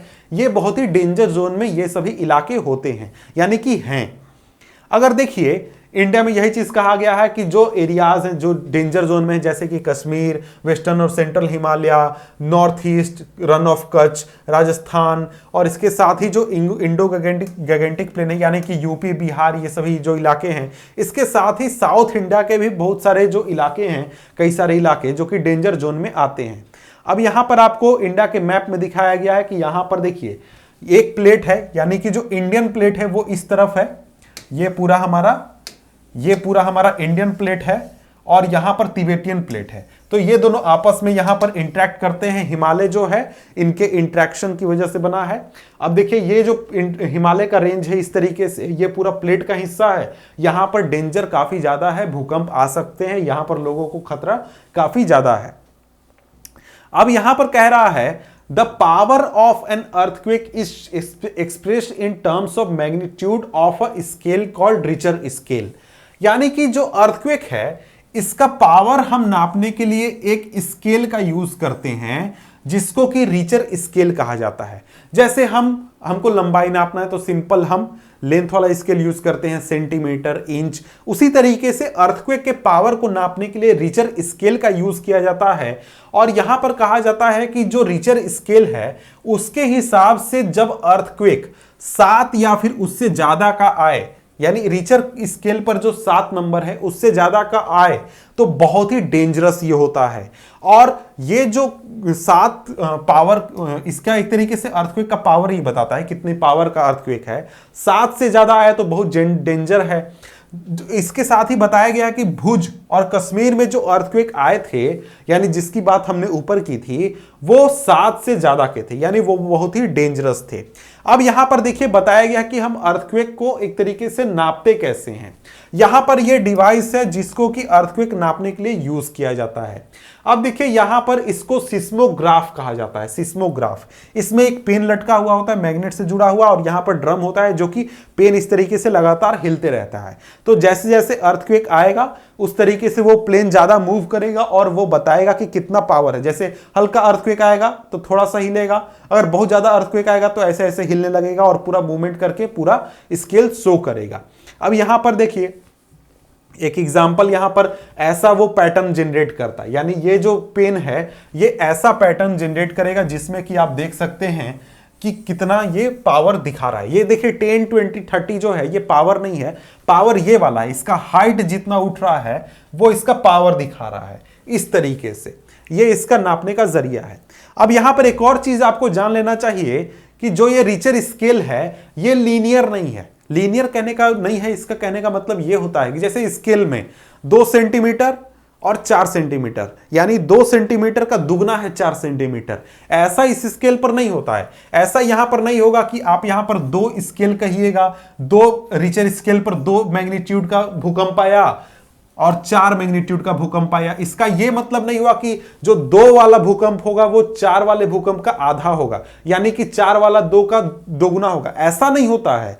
रिचर स्केल पर होता है कि जब अगर आप 2 मैग्नीट्यूड बढ़ते हैं तो इसका मतलब है कि जो डिस्ट्रक्टिव एनर्जी है, यानी कि जो तबाही वाली ताकत है वो 1000 गुना बढ़ जाती है। यानी अगर कहीं पर 2 स्केल का आया है भूकंप और कहीं पर 4 स्केल का आया है, तो 4 वाला जो भूकंप है, 4 रिचर स्केल मैग्नीट्यूड वाला, वो 2 वाले से 1000 गुना ज्यादा ताकतवर है। 1000 गुना ज्यादा ताकतवर, कितना ये डिस्ट्रक्टिव है। तो ये चीज आपको जान लेना चाहिए था। अब यहां पर आता है प्रोटेक्शन अगेंस्ट अर्थक्वेक्स, यानी अर्थक्वेक से हम बच कैसे सकते हैं, क्या कर सकते हैं। तो देखिए अब शुरुआत पहले के पेजों से हम जानते हैं कि अर्थक्वेक जो है उनको प्रेडिक्ट नहीं किया जा सकता है। आपको पहले से नहीं पता होगा कि अर्थक्वेक कब आने वाला है, कैसे आने वाला है, तो आपको जो भी करना होगा तुरंत करना होगा, बहुत ही जल्दी करना होगा। तो यहां पर हमें ध्यान रखना चाहिए कि अर्थक्वेक जो है वो बहुत ही डेंजरस भी हो सकता है, डिस्ट्रक्टिव भी हो सकता है, आपकी बिल्डिंग को भी गिरा सकता है, कुछ भी कर सकता है। तो इस वजह से बहुत ही इंपॉर्टेंट हो जाता है कि हम बहुत ही नेसेसरी प्रिकॉशंस लें, बहुत सारी चीजों का ध्यान रखें और अपने आप को प्रोटेक्ट करते चलें हमेशा। जो लोग होते हैं जो कि सिस्मिक जोन्स में रहते हैं, जहां पर अर्थक्वेक आ सकता है, वहां पर लोगों को ज्यादा एक तरीके से प्रिपेयर होने की जरूरत है या फिर स्पेशली प्रिपेयर होने की जरूरत है। तो सबसे पहले तो जो बिल्डिंग्स उस इलाके में बन रहे हैं उनको इस तरीके से डिजाइन करना चाहिए ताकि वो ज्यादा से ज्यादा बड़े अर्थक्वेक को झेल सके, ज्यादा से ज्यादा बड़े झटके को झेल सके। और आजकल जो मॉडर्न बिल्डिंग्स बन रहे हैं उनमें जो टेक्नोलॉजी यूज हो रही है वो ऐसी है कि उसकी वजह से ये चीजें काफी पॉसिबल हो पाई हैं। और इसके अलावा ये एक तरीके से कहा जाता है कि स्ट्रक्चर ऐसा सिंपल बनाया जाए ताकि वो क्विक सेफ हो, यानी कि जब झटका आए तो उसकी वजह से उसको कोई परेशानी ना हो। तो इसकी वजह से जब आप घर बनाए तो आर्किटेक्ट लोगों से कंसल्ट करें, स्ट्रक्चर इंजीनियर से कंसल्ट करें। अगर आपका घर सिस्मिक जोन में है तब आपको वहां पर अगर आपको और भी चीजों का यूज करना चाहिए, अच्छी तरीके घर बनाना चाहिए, सिंपली यही है। यहां पर कहा जा रहा है कि कपबोर्ड या फिर सेल्फ जो है उनको फिक्स करना चाहिए और भी तरीके, यही घर वाली बात की जा रही है। यहां पर आगे कहा जा रहा है सिंस सम बिल्डिंग में catch fire due to earthquake. तो यहां पर कहा जा रहा है कि कई घरों में आग लग सकता है तो वहां पर फायर फाइटिंग इक्विपमेंट होना चाहिए। इसके साथ ही कई तरीके के रिसर्च और भी तरीके की चलाई जा रही हैं ताकि ये सभी चीजें की जा सके।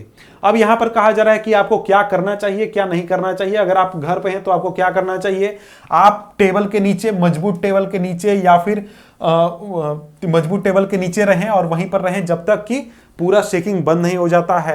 आप टॉल या फिर हेवी ऑब्जेक्ट से दूर रहें जो कि आपके ऊपर गिर सकते हैं। अगर आप बेड में हैं तो आप एक तरीके से उठे ना और आप अपने हेड को यानी सर को पिलो से प्रोटेक्ट करें, कि जो तकिया होता है उससे प्रोटेक्ट करें ताकि आपके सर को चोट ना लगे। अगर आप बाहर हैं तो आप बाहर ऐसे क्लियर स्पॉट पर जाइए जहां पर आपके आसपास कोई बिल्डिंग ना हो, ट्रीज ना हो, पावर लाइंस ना हो या फिर जो कि आपके ऊपर गिर सके, उनसे दूर रहें और ग्राउंड पर रहें। इसके साथ ही आगे कहा जा रहा है कि अगर आप कार में हैं या फिर बस हैं तो आप बाहर ना आएं। आप अपने ड्राइवर को कहें कि कार को स्लोली ड्राइव करो और ऐसे क्लियर स्पॉट पर चलो जहां पर कोई बिल्डिंग ना हो, पेड़ ना हो, कुछ भी ना हो। और आप कार से बाहर तब तक ना निकले जब तक कि ट्रेमर्स बंद नहीं हो जाते हैं, स्टॉप नहीं हो जाते हैं। तो इस तरीके से आप अर्थक्वेक से खुद को बचा सकते हैं। तो इसके बाद आगे बढ़े तो यहां पर एक तरीके से व्हाट यू हैव लर्नड यानी समरी आपको बताया गया क्या क्या आपने सीखा है। तो इसको आप पढ़ लें, एक तरीके से आपको चैप्टर रिवाइज हो जाएगा शॉर्ट में। तो यहां पर ये जो हमारा चैप्टर है ये खत्म होता है, इसके क्वेश्चन आंसर्स हैं जिसको कि आगे हम कभी डिस्कस करेंगे। तो मिलते हैं आपसे हम नेक्स्ट वीडियो में नेक्स्ट चैप्टर के साथ, तब तक के लिए गुड बाय।